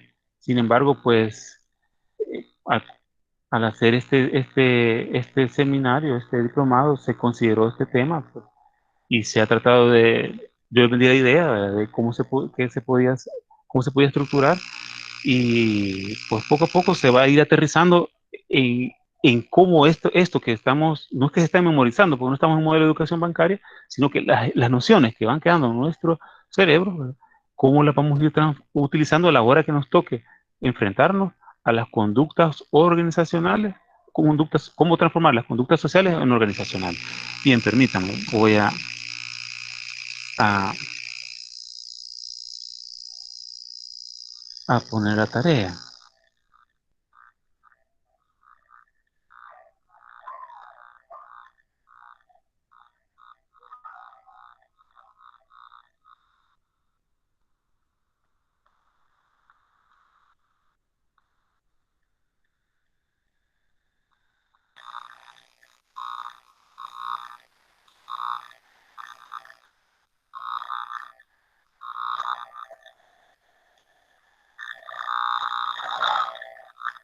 Vaya, todos pueden ver este PDF que estoy proyectando. sí. Bien, bien, bien, Sí, se gracias. ve. Estos son artículos científicos hechos para la academia, ¿va? Entonces, este artículo tiene 14 páginas porque tiene que tener como 3 de bibliografía, tiene que tener una portada, tiene que tener una introducción, etcétera, etcétera. Tiene que definir qué metodología se utilizó y así, ¿verdad? Pero nosotros, esta la he seleccionado cuidadosamente de tal manera que lo que vamos a leer nos va a representar la síntesis del artículo.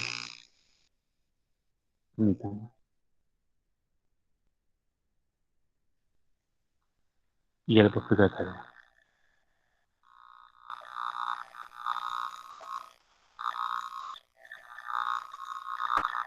Va.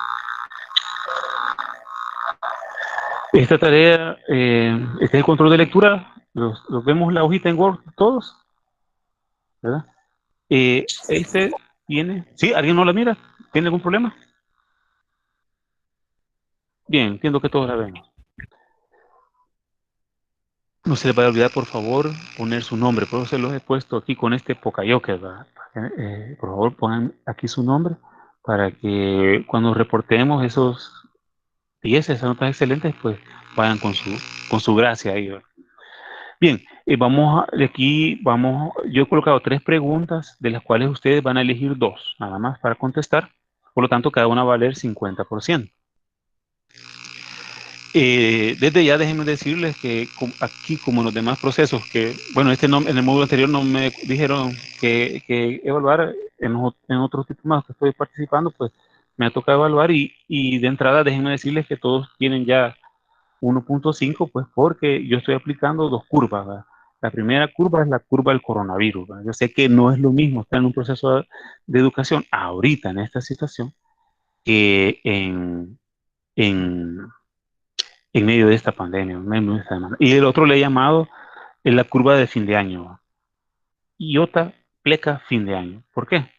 Porque pues recientemente hemos tenido una semana bastante ajetreada en muchas organizaciones, ustedes son organizaciones internacionales también, imagino que algún tipo de afectación han tenido, aparte de que estamos yendo ya a la época de fin de año, en la que tenemos que entregar bastantes memorias, informes, etcétera, y por lo tanto pues eso nos afecta. Así que de entrada déjenme decirles que ya tienen 1.5. Yo creo que no va a ser necesario que se lo sume, ¿verdad? Pero ya tenemos eso adelante. Y vamos a contestar solo dos preguntas. ¿Dónde vamos a encontrar las respuestas de estas preguntas? En la conclusión de la lectura. En ninguna, o sea, estos artículos están hechos para que la esencia esté en la conclusión. Quienes evalúan para que se pueda publicar se van a las conclusiones. Ya les dicen, mire, sí, cumplió la metodología, todos los aspectos de forma. Ahora, el fondo, revise usted, esta es la conclusión. Veamos sus objetivos y si tiene congruencia con su conclusión. Entonces, por lo tanto, lo medular está en su conclusión. No vamos a estar leyendo todo el artículo, ¿verdad? Sino que me he asegurado que la esencia de lo que la autora de ese artículo quiere transmitirnos se encuentra expresamente en la conclusión. Así que vamos a ir a la conclusión y ahí están las respuestas a estas tres preguntas y ustedes van a elegir las dos que más les parezcan. Esta que dice aquí, la familia es una institución, esta no es una pregunta, le voy a poner en un primer inicio ahí. Ya se las mandé a sus correos electrónicos, les mandé la lectura y les mandé el control de lectura y les mandé el artículo. Solo que en el Word que les envié no va a estar, va a tener eso que dice la familia es una institución, eso, o bien, estas son las tres preguntas que hay, ustedes elijan y están en la conclusión. Y probémoslo. Veamos la primera pregunta, dice, ¿de qué manera el entorno de las organizaciones regula las normas y reglas que prevalecen en las organizaciones? Veamos qué dice el PDF.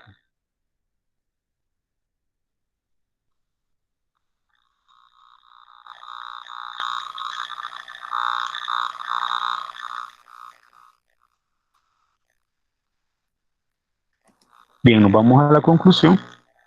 Licenciado, disculpe. Dígame. Sí, sí. Ya lo envió a nuestros correos, porque Sí, yo no lo he recibido. en su correo. Después me da su correo después, por favor, y así se lo envío, porque lo he enviado. Usted será Claudia.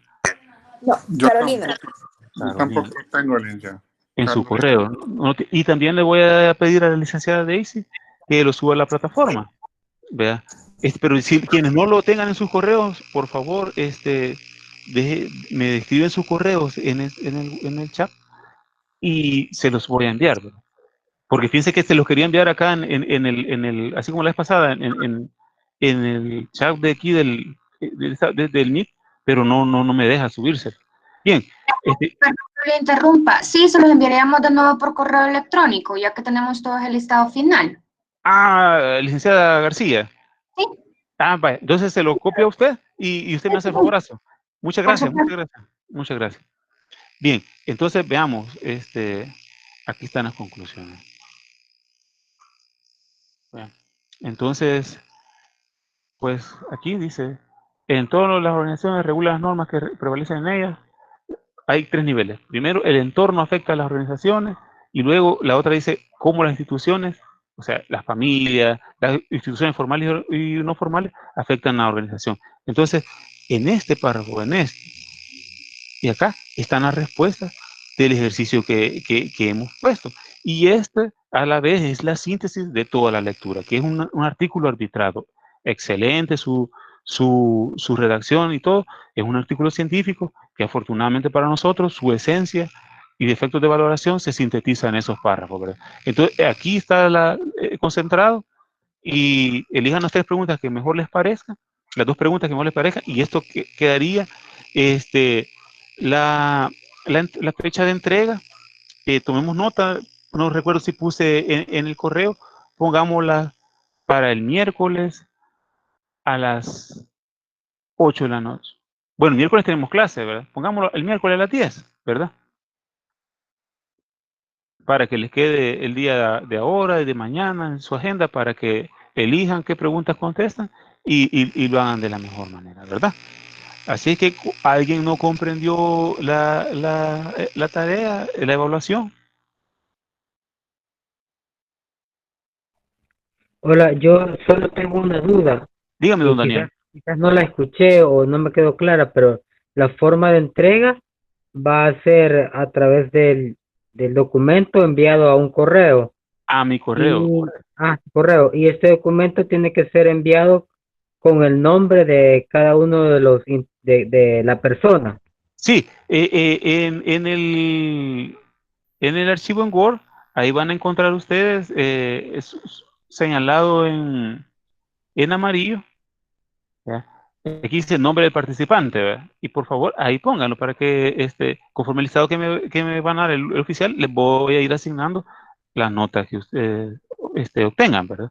Entonces, y a quienes sí les ha caído en su correo, verán que ahí dice que me lo envíen a mi correo personal, porque tengo un correo de la Universidad Matías Delgado, pero este es un correo que es creado solo para este evento, ¿verdad? No soy docente de ahí. Entonces, y yo el último control les voy a dar, no que me lo entreguen el viernes, ¿verdad? Sino que vamos a quedar como para el lunes, digamos así, ¿verdad? Estamos entrecheros. Entonces, ya no voy a tener cómo verlos en mi correo de la Matías Delgado. Por eso es que me lo envían al Hotmail. Ese igual le voy a enviar a la licenciada García de Camtes esto, pero ustedes, por favor, lo envían a mi correo Hotmail. Y ahí se los voy a escribir también para que cuando ya se los reenvíe, vaya a mi correo y a ese me lo envían, por favor.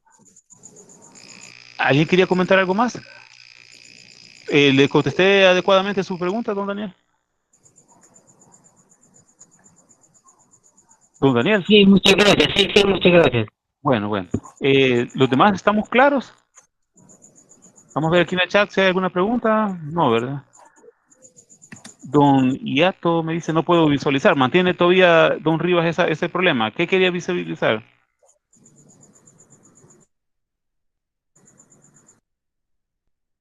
Bien, entonces pues ya estamos al filo de las 8:01. Les agradezco mucho la participación, la presencia, la paciencia. Y recuerden, esto es para el miércoles a las 10. Ya voy a enviarle el correo a la licenciada Emperatriz García con las indicaciones de una manera apropiada y por favor ponen su nombre y lo envían a mi correo. Oigan, pasen muy buenas noches y gracias a todos y todas por su participación. Buenas noches. Muchas gracias. Buenas noches. Buenas Buenas noches. noches. Buenas noches. Buenas noches. Buenas noches. Gracias.